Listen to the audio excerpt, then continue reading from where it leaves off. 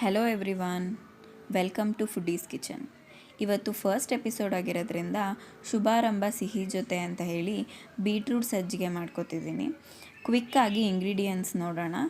1.5 ಕಪ್ಪು medium ರವೆ, ಅರ್ಧ ಕಪ್ಪು dry fruits, 1 ಕಪ್ಪು ಸಕ್ಕರೆ, ಸ್ವಲ್ಪ ತುಪ್ಪ, 1 ಕಪ್ ಬೀಟ್ರೂಟ್ ಜ್ಯೂಸ್, ಸ್ವಲ್ಪ ಏಲಕ್ಕಿ ಪುಡಿ ಮತ್ತು ಎಣ್ಣೆ. ಒಂದು ಫ್ರೈಯಿಂಗ್ ಪ್ಯಾನಿಗೆ ತುಪ್ಪ ಹಾಕ್ಕೊಳ್ಳಿ. ಅದಕ್ಕೆ ತೊಗೊಂಡಿರೋ ರವೆನ ಹಾಕಿ ಫ್ರೈ ಮಾಡೋಕ್ಕೆ ಸ್ಟಾರ್ಟ್ ಮಾಡಿ. ಅದು ತುಂಬ ಕೆಂಪಗಾಗೋ ಅಷ್ಟೆಲ್ಲ ಉರಿಯೋದೇನು ಬೇಡ, ಬರೀ ಬಿಸಿ ಆದರೆ ಸಾಕು. ಅದನ್ನು ಒಂದು ಬೌಲ್ಗೆ ಟ್ರಾನ್ಸ್ಫರ್ ಮಾಡಿಕೊಂಡು ಅದೇ ಪ್ಯಾನಿಗೆ ಮತ್ತೆ 2 ಸ್ಪೂನ್ ತುಪ್ಪ ಹಾಕ್ಕೊಳ್ಳಿ. ಇದಕ್ಕೆ 1 ಕಪ್ ಬೀಟ್ರೂಟ್ ರಸ ತೊಗೊಂಡಿದ್ದೀನಲ್ಲ, 1 ಬೀಟ್ರೂಟ್ನ ಗ್ರೈಂಡ್ ಮಾಡಿ ಅದರಿಂದ ರಸ ತೊಗೊಂಡಿದ್ದೀನಿ. ಇದನ್ನು ಪ್ಯಾನ್ಗೆ ಆ್ಯಡ್ ಮಾಡಿಕೊಂಡು ಚೆನ್ನಾಗಿ ಹಸಿ ವಾಸನೆ ಹೋಗೋವರೆಗೂ ಅದನ್ನು ಚೆನ್ನಾಗಿ ಫ್ರೈ ಮಾಡ್ತಾ ಬಾಯ್ಲ್ ಆಗಕ್ಕೆ ಬಿಡಿ.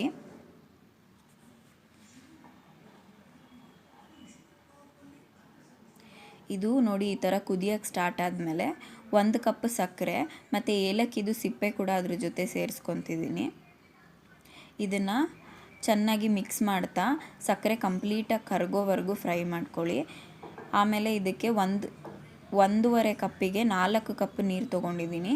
ಬೇಕಂದರೆ ನೀವು ಇನ್ನೊಂದು ಕಪ್ ಆ್ಯಡ್ ಮಾಡ್ಕೊಳ್ಬೋದು. ಆವಾಗ ಇನ್ನೊಂದು ಸ್ವಲ್ಪ ಸಾಫ್ಟಾಗಿ ಮತ್ತು ಫ್ಲಫಿಯಾಗಿ ಬರುತ್ತೆ.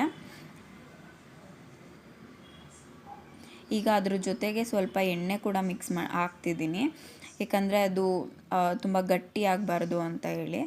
ನೋಡಿ, ಈ ಥರ ಒಂದು ಲಿಡ್ನ ಕ್ಲೋಸ್ ಮಾಡಿ ಚೆನ್ನಾಗಿ ಬಾಯ್ಲ್ ಆಗಕ್ಕೆ ಬಿಡಿ. ನೋಡಿ, ಈ ಥರ ಚೆನ್ನಾಗಿ ಕುದಿಯೋವಾಗ ಅದಕ್ಕೆ ಏಲಕ್ಕಿ ಪುಡಿನ, ನಾನು ಏಲಕ್ಕಿ ಬೀಜನ ಸಕ್ಕರೆ ಜೊತೆ ಸೇರಿಸಿ ಚೆನ್ನಾಗಿ ಕುಟ್ಟಿ ಪುಡಿ ಮಾಡ್ಕೊಂಡಿದ್ದೀನಿ.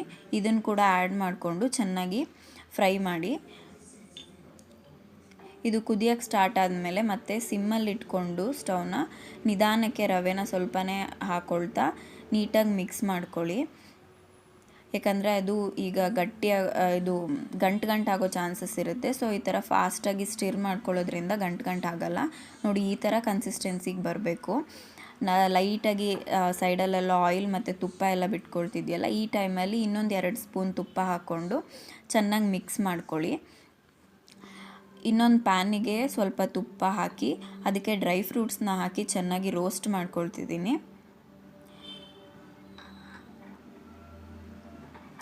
ಇದನ್ನು ಕೂಡ ಸಜ್ಜಿಗೆಗೆ ಆ್ಯಡ್ ಮಾಡ್ಕೊತಿದ್ದೀನಿ.